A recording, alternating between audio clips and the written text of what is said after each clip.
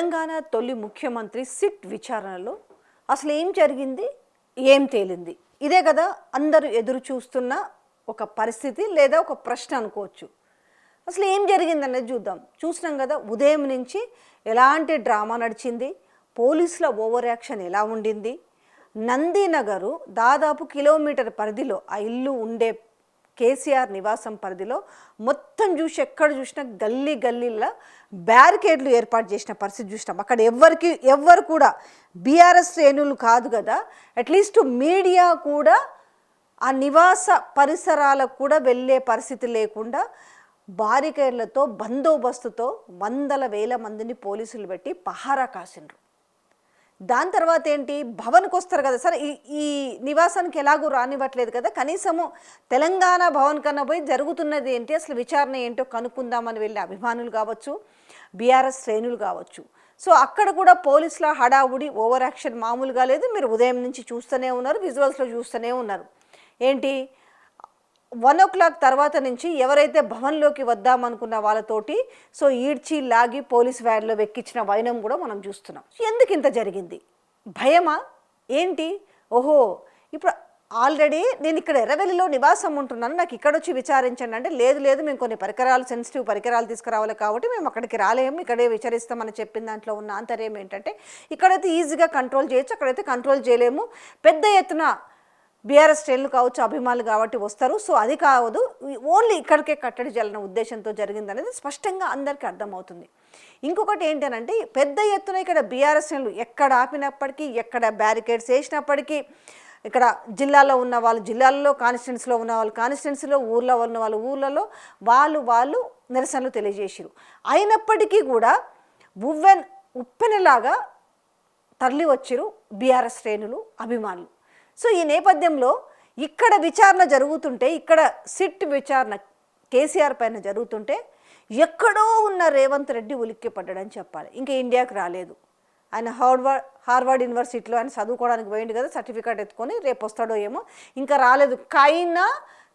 అయినా ఉలిక్కిపడ్డాడు ఇక్కడ లేకపోయినా. ఏ సందర్భంలో ఉలిక్కిపడ్డారంటే, ఇంత పెద్దన బీఆర్ఎస్ శ్రేణులు వచ్చిర్రు, సో ఖచ్చితంగా నా ఇంటి మీద ఎక్కడ ముట్టడి చేస్తారో, లేకపోతే ముట్టడి జనరల్గా నిరసన తెలపడానికి అయితే దాడి అయితే కాదు, ఎక్కడ ముట్టడి చేస్తారో అనేసి మొత్తం పోలీసు బందోబస్తును అంతా తీసుకుపోయేసి రేవంత్ రెడ్డి ఇంటి దగ్గర మోహరింపజేసుకున్నారు. ఎందుకంత భయం అసలు?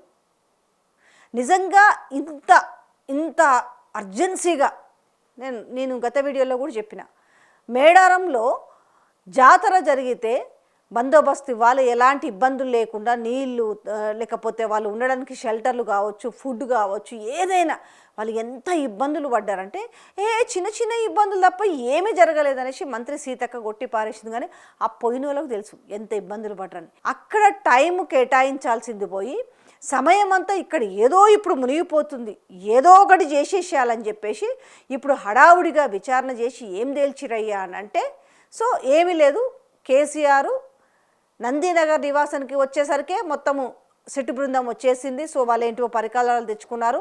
సో ఇప్పుడు మిగతా మీడియాలో వస్తున్న కథనాల ప్రకారం అంటే, మరి బయటకు వచ్చి సిట్ అధికారులు ఏమైనా చెప్పారంటే మాత్రం అది క్లారిటీ లేదు. కాకపోతే సో మొత్తం కూడా పకడ్బందీగా అన్నీ తీసుకొని వచ్చిన తర్వాత ఈ క్వశ్చన్స్ అడిగినరని చెప్పేసి సో వాళ్ళు చెప్తున్న సంగతి. ఏం క్వశ్చన్స్ అడిగిరు ఏంది అన్నది మాత్రం నిజంగా అయితే సిట్ అధికారులను బయటపెట్టాలి, లేకపోతే విచారణ ఎదుర్కొన్న తెలంగాణ తొలి ముఖ్యమంత్రి కేసీఆర్ అన్న బయటపెట్టాలి. కానీ ఇక్కడ మాత్రం ఉత్తుత్తి ప్రశ్నలు, ఉత్తుత్తి ఆన్సర్లు మాత్రం ఎవరికి వారు వేసుకున్నారు.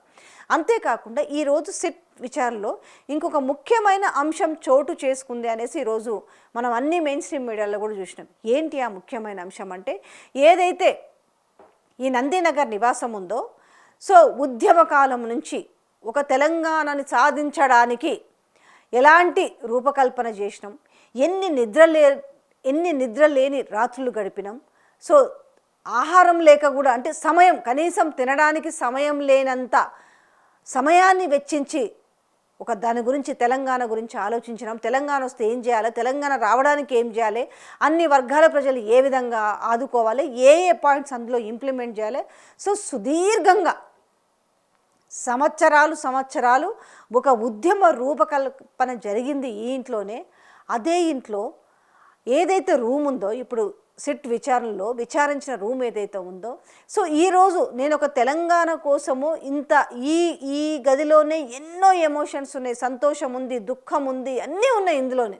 అలాంటి ఆ గదిలోనే నాకు ఇలాంటి విచారణ ఉంటుంది అని నేను ఎక్స్పెక్ట్ చేయలేదని తను భావోద్వేగంతో కళ్ళ నీళ్లు పెట్టుకున్నారనేసి సో ఒక పొద్దున్న నుంచి ఒక వార్తలు అయితే వస్తున్నాయి. ఎందుకంటే ఆ సిట్ విచారణకు ముందే ఆ వార్త ఉదయం నుంచి చక్కర్లు కొడుతున్నది. ఒకవేళ అది నిజమా అబద్ధమా అని పక్కన పెట్టినప్పటికి కూడా నిజంగా ఆ ఫీలింగ్ అయితే ఖచ్చితంగా ఉంటుంది. ఎందుకంటే తెలంగాణ కోసము పదవులు త్యాగాలు చేసింది కావచ్చు, తెలంగాణ కోసం పడ్డ ఇబ్బందులు కావచ్చు, తెలంగాణ కోసం వ్యయ ప్రయాసలు. ఎందుకంటే గతంలో చాలాసార్లు ఉద్యమకారుడైన గాది ఇన్నయ్య కూడా చాలా సందర్భాల్లో చెప్పారు. అంటే శోభమ్మ ఏ రకంగా మా అందరికీ వండి పెట్టి ఆఖరిని తీర్చింది, ఏ రకంగా ఒక రోజులు తరబడి అర్ధరాత్రి అపరాత్రి పగలేదో రాత్రేదో తెలియకుండా ఎంతెంత ఒక ప్రణాళికలు వేసినామో. సో అవన్నీ కూడా కొన్ని మెమరీస్ చాలామంది గుర్తు చేసుకుంటారు. అట్లాంటి నేపథ్యంలో సో ఇప్పుడు ఆ ఇంట్లోనే జరిగి ఆ గదిలోనే అన్ని రూపకల్పనలు చేసి అంత కష్టం చవిచూసి కష్టము నష్టము అన్నీ వస్తుందో రాదు అని తెలంగాణ వస్తే ఏం చేయాలి, రాకపోతే ఏం చేయాలి, ఇట్లాంటి ఎన్నో మెమరీస్ ఉన్న దాంట్లో ఇప్పుడు అదే గదిలో ఒక రాష్ట్రాన్ని తెచ్చిన వ్యక్తి ఫోన్ ట్యాపింగ్ చేసిర్రు అని విచారణ ఎదుర్కోవడం అనేది నిజంగా ఏ వ్యక్తికైనా కూడా అంటే ఇదొక కక్ష సాధింపు చర్య అని పక్కా చెప్పొచ్చడానికి ఇదొక ఉదాహరణ చాలనుకుంటాను. సో అదేవిధంగా ఈ తెలంగాణ తొలి ముఖ్యమంత్రి కేసీఆర్ విచారణ జరుగుతున్న నేపథ్యంలో బీఆర్ఎస్ వర్కింగ్ ప్రెసిడెంట్ ఒక ఉద్వేగభరితమైన ఒక తన మెసేజ్ను పాస్ చేశారు ఎక్స్లో. ఢిల్లీ ఒత్తిళ్లకు తలగ్గని వ్యక్తి కేసీఆర్, తెలంగాణ కోసం సాగిన సుదీర్ఘ పోరాటంలో సెకను కాలం కూడా పక్కకు తప్పుకొని దీశాలి. ఈ రాష్ట్రం కోసం ఎన్ని కష్టాలు ఎదురైనా వెనుకడుగు వేయని వ్యక్తి కేసీఆర్. దుష్ట శక్తులకు వ్యతిరేకంగా పర్వతంలా నిలబడిన మనిషి కేసీఆర్. మీ చిల్లర రాజకీయాలకు నీచమైన ఎత్తుగళ్లకు ఆయన ఈరోజు వణికిపోయే వ్యక్తి కాదు. కేసీఆర్ అజేయుడు. మూర్ఖులు చరిత్రను సృష్టించడం పక్కన పెడితే కనీసం చరిత్రని అర్థం చేసుకోలేదు. ఆయన పేరు వింటేనే మీకు వణుకు పుడుతుంది. ఆయన పేరెత్తే స్థాయి కూడా మీకు లేదు. మీరు ఈరోజు ఎంత విషం చిమ్మినా ఆయనను ఎవరు ఏమీ చేయలేరు. కేసీఆర్ అంటే తెలంగాణ చరిత్ర. ఆ చరిత్రలో మీరు కనీసం ఒక చిన్న ఫుట్ నోట్ కూడా కాలేరు. సో ఇది ఒక ఎక్స్లో ఒక ఉద్వేగభరితంగా పోస్ట్ చేసిన సారాంశం.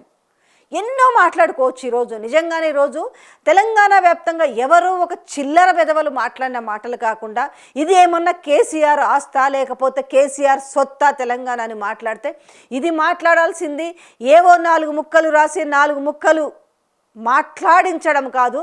తెలంగాణ వ్యక్తులను ఇక్కడ పుట్టిన ఈ గడ్డ మీద పుట్టిన బిడ్డలను అడిగితే తెలుస్తుంది. కేసీఆర్ అంటే ఏంది, తెలంగాణ అంటే ఏంది, తెలంగాణ సెంటిమెంట్ అంటే ఏంటి అనేది అర్థమవుతుంది. కానీ ఇవాళ ఆ తెలంగాణ సెంటిమెంట్ని చంపేయాలని చూస్తున్న వాళ్ళకి నిజంగా ఇవాళ తెలంగాణలో ఉన్న బిడ్డలందరూ కూడా ఈరోజు రెస్పాండ్ అవ్వాల్సిన అవసరం ఉంది. ఎవడో వచ్చి తెలంగాణ మీద చిల్లర మల్లర మాటలు మాట్లాడుతుంటే చూస్తూ కూర్చోవాలా? ఇవాళ ఎవరినో కాపాడుకోవడం కోసము ఇవాళ తెలంగాణని మళ్ళీ రాబందుల్లాగా వచ్చి పీక్కు తింటామంటే చేతులు ముడుచుకొని కూర్చోవాలా? ఈరోజు తెలంగాణని మేము ఏదో చేయబోతున్నామని ఇండైరెక్ట్గా మనకు హింట్ ఇస్తున్న నేపథ్యంలో మనకు ఏమీ తెలియదు. మనము కళ్ళుండి గుడ్డి వాళ్ళము, చెవులుండి చెవిటి వాళ్ళం అవ్వాలా? ఇవాళ వక్రమైన ఒక భాష్యంతో ఒక భాషతో చిల్లర మల్లర మాటలు మాట్లాడుతున్న చిల్లర వెధవలకు ఇవాళ సమాధానం చెప్పాల్సినంత అవసరం ఉందా లేదా? ఇవాళ ఫోన్ ట్యాపింగ్ సెట్ విచారణకు సంబంధించిన దాంట్లో ఉన్నవి లేనివి కల్పితాలు వేసి ఇవాళ తెలంగాణ తొలి ముఖ్యమంత్రి కేసీఆర్ చాలా సందర్భాల్లో చెప్పిండ్రు.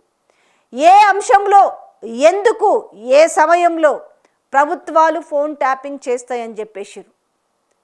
ఇవాళ టెలిగ్రాఫిక్ చట్టం ప్రకారము బరాబర్ ట్యాపింగ్ చేస్తామని చెప్పారు. కానీ మీరు బురద జల్లుతున్నట్టుగా చిల్లర మల్లర కాకుండా, ఎందుకంటే మీకు మీరే ఇంకా కూడా ఒక బాధ్యతాయుతమైన ఒక పదవిలో ఉన్న వాళ్ళు కూడా చాలా జుగుప్సగా మాట్లాడుతుంటే అసహ్యం వేస్తుంది. తెలంగాణ ప్రజలు దేంతో నవ్వాలో అర్థం కాక ఇవాళ నిశ్చేష్టులై చూస్తున్నారు. కానీ వాళ్ళకు కూడా టైం వస్తుంది. ఆ టైం వచ్చినప్పుడు ఎవరు ఎక్కడ ఉండాలో, ఎవరిది ఏ స్థానమో ఖచ్చితంగా చూపిస్తారు.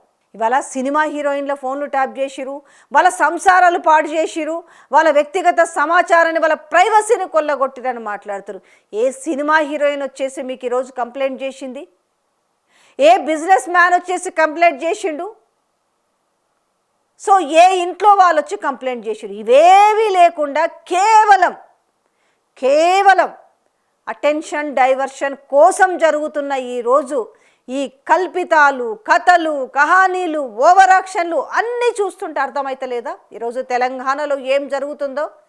ఈరోజు ఒక చిల్లర వెధవ రాసిన రాతలకి ఎస్ ఎందుకంటున్నామంటే, ఇవాళ పని చేస్తున్న వాళ్ళని, ప్రతిపక్షంలో పని చేస్తున్న వాళ్ళని ఇవాళ తమిళనాడులో శవాల దగ్గర ఏడ్చి కూలి కోసం ఏడ్చే వాళ్ళతోటి పోల్చిన వ్యక్తిని ఇంతకంటే దేంతో పోల్చగలరు? మరి ఇవాళ ఇతన్ని దేంతో పోల్చాలి? ఇష్టం వచ్చిన కథనాలు రాసుకుంటూ తెలంగాణ గడ్డ మీద ఉండి ఇవాళ తెలంగాణ బిడ్డల్ని అవమానిస్తుంటే ఇవాళ చూస్తూ చేతులు ముడుచుకొని కూర్చోవాలా? ఎస్, ఇది ఒక్కరి సమస్య కాదు, యావత్ తెలంగాణ సమాజ సమస్యే. ఎవడెవడో వచ్చి కారు కూతలు కూస్తుంటే వాటికి పులి స్టాప్ పెట్టాల్సిన బాధ్యత మన పైన ఉంది. ఈరోజు మళ్ళీ రంకెలేసుకుంటూ దున్నపోతుల్లాగా తెలంగాణ మీద ఎగబడుతుంటే వాటికి ముక్కుతాడు వేయాల్సిన బాధ్యత కూడా తెలంగాణ బిడ్డలపైన, తెలంగాణ ప్రజలపైన ఉంది. ఏం తేలిందంటే అర్థమైంది కదా, ఈరోజు సిట్ విచారణలో ఏమీ లేని దాన్ని ఏది ఉన్నట్టుగా ఈరోజు కల్పిత కథలను నడిపిస్తున్న నేపథ్యంలో తెలంగాణని ఏ రకంగా మళ్ళీ కబలించాలి, ఈరోజు తట్టాబుట్టా సర్దుకుపోయిన వ్యక్తిని ఏ రకంగా మళ్ళీ ఈరోజు అడుగు పెట్టించాలి తెలంగాణలో అని నీచపు రాతలు, విషపు రాతలు రాస్తున్న వ్యక్తుల్ని గమనించి మున్సిపల్ ఎలక్షన్ కోసం జరుగుతున్న తతంగానంతా తిరిపి కొట్టాల్సిన బాధ్యత తెలంగాణ ప్రజలపైన ఉంది. సో యావత్ తెలంగాణ ప్రజానీకమంతా మళ్ళీ అప్రమత్తం అవ్వాల్సిన సమయం ఆసన్నమైంది. అవసరమైతే మరో ఉద్యమం తప్పదేమో అనేలాగా ప్రస్తుత పరిస్థితులు కనిపిస్తున్నాయంటే ఎంత జాగ్రత్తగా ఉండాలి, ఎంత జాగ్రత్తగా అడుగు వేయాలో ఇప్పుడు మనకి తెలిసి వస్తుంది.